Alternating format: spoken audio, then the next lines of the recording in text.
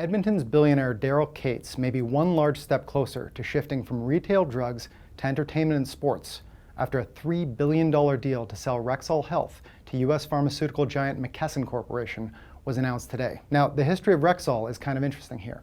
It started out in the early 1900s as a brand name of pseudo-medical products like hair tonics and miracle cures that were being sold through pharmacies in the States by a guy named Louis Liggett. Putting the same name on the products, though, allowed for marketing to be shared by a group of stores and gave those stores a competitive advantage through cooperation.